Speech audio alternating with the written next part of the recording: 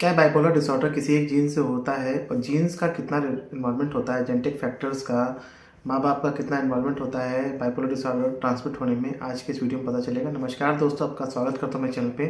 Bipolar disorder से इंसान बहुत परेशान है, घर वाले बहुत परेशान रहते हैं, जिसमें कि मेनिया फेज रहता है, किसी किसी पेशेंट में डिप्रेसिव एपिसोड भी आ सकता है। तो कारण के बारे में बात करते हैं तो जेनेटिक फैक्टर बहुत इंपॉर्टेंट रोल देखा गया है कि अगर किसी के घर में अगर माँ बाप को, दादा को, नाना नानी को अगर बाइपोलर डिसऑर्डर रहा है पहले, तो बच्चों में होने के चांसेस बहुत ज़्यादा होते हैं। तो कौन से जीन इन्वॉल्व होते हैं मैं बताने वाला हूँ। देखिए, बाइपोलर के लिए कोई एक जीन रिस्पॉन्सिबल नहीं होता है, बहुत सारे 100,000 जीन रिस्पॉन्सिबल होते हैं और अभी भी रिसर्च चल रही है। लेकिन कुछ जीन्स देखे गए हैं जिनके नाम बहुत सामने आए हैं, जो काफ़ी रिस्पॉन्सिबल होते हैं।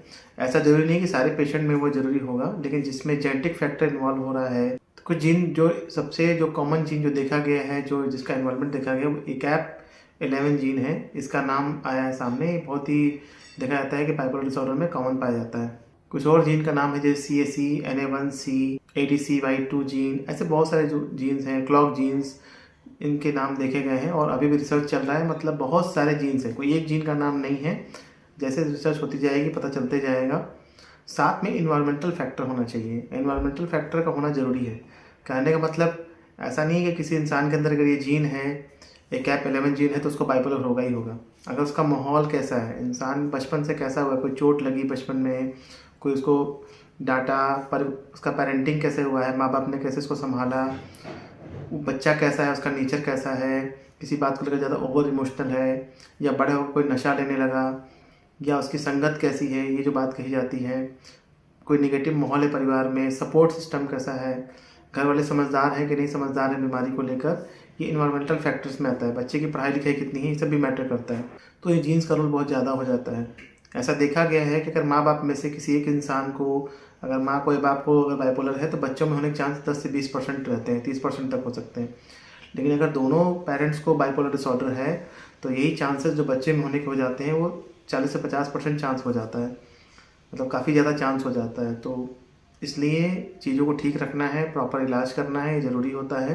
बाइपोलर डिसऑर्डर हो गया, ऑटिज़म हो गया, स्किज़ोफ्रेनिया हो गया, ये सब जेनेटिकली भी ट्रांसफ़र होती हैं। अब जीन्स का तो रोल हमारे ऊपर होता नहीं है कि जीन्स अगर मान ली किसी इंसान को अगर जेनेटिकली ट्रांसफ़र हो गया है बाइपोलर, तो क्या करेगा वो बाकी चीज़ों को ठीक करेगा, अपना माहौल ठीक करेगा, रहन सहन सही करेगा, ज़्यादा गुस्सा नहीं करेगा, ज़्यादा इम्पल्सिव नहीं होगा किसी बात को लेकर, या घर में नेगेटिव माहौल को आप सही रखिए, प्रॉपर सपोर्ट सिस्टम रहिए, सही से इलाज करिए अपने पेशेंट का, प्रॉपरली दिखाइए जाके डॉक्टर से, जो बातों को समझाए भी लेकर। तो आज के इस वीडियो में आपको ये बताना था कि कौन से जीन्स इन्वॉल्व हो रहे हैं, और हाँ, जेनेटिक फैक्टर भी रहता है बाइपोलर में।